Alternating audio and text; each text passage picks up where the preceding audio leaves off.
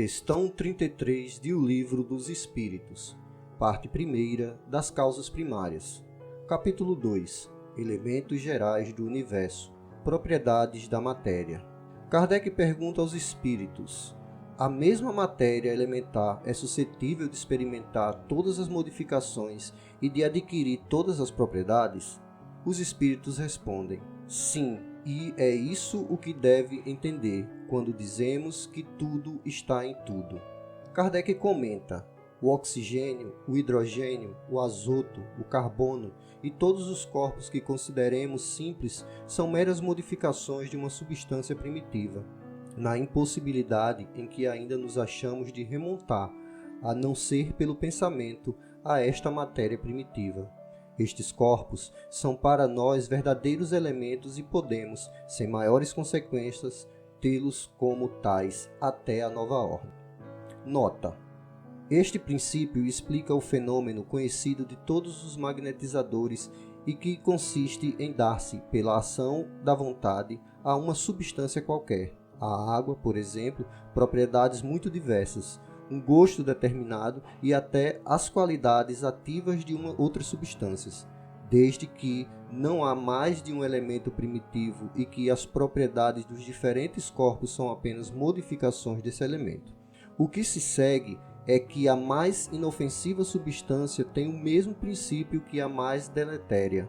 Assim, a água, que se compõe de uma parte de oxigênio e de duas de hidrogênio, se torna corrosiva, duplicando-se a proporção do oxigênio. Transformação análoga se pode produzir por meio de ação magnética dirigida pela vontade. Na obra Filosofia Espírita, Psicografia de João Nunes Maia, o espírito miramês comenta com o título A Força de Deus. Novamente surge o mundo molecular, para fazerem-se entender as questões da forma física e a sua expressão característica. Quando falamos da molécula primitiva, como narra o Livro dos Espíritos, é para se entender a matéria primitiva indivisível e não a molécula divisível conhecida pelos homens. É necessário que nos reportemos à linguagem antiga para melhor entendimento dos assuntos ventilados. É de bom alvitre que percebamos a força de Deus em tudo o que existe e vive. A energia primitiva que circula em todo o universo forma formas variadas, de acordo com a vontade divina.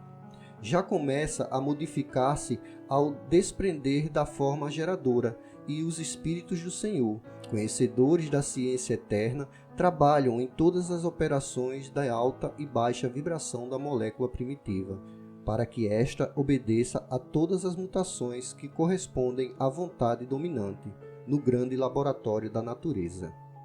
Essa energia, que recebe vários nomes ao aparecer nas telas dos conhecimentos humanos e espirituais, não muda nada por isso, é a mesma essência, sustentáculo da própria vida.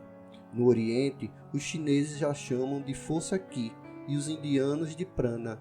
No Ocidente, é conhecida por éter cósmico e pelos espiritualistas como hálito divino, e assim sucessivamente, mas ela continua sendo o mesmo elemento primitivo, dirigido por Deus em toda a sua casa maior. Esse elemento, ao ser atraído pelo espírito superior, mesmo encarnado, toma a forma e o caráter que os seus sentimentos lhe emprestam para determinada função, marcada pela sua compreensão. Buscar mentalmente essa energia requer sabedoria.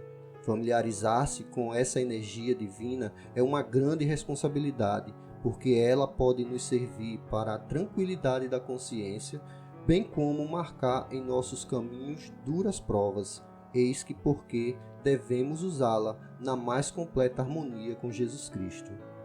O Espírito Superior responde a Allan Kardec que tudo está em tudo.